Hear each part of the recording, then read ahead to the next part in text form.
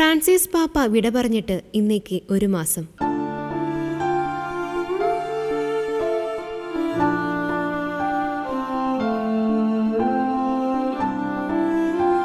കഴിഞ്ഞ ഉയർപ്പ് തിരുനാളിന്റെ പിറ്റേന്ന് പാപ്പ ഈ ലോകത്തിൽ നിന്നും സ്വർഗപിതാവിന്റെ സന്നിധിയിലേക്ക് യാത്രയായത് ലോകത്തെ മുഴുവൻ കണ്ണീരിൽ ആഴ്ത്തിക്കൊണ്ടായിരുന്നു.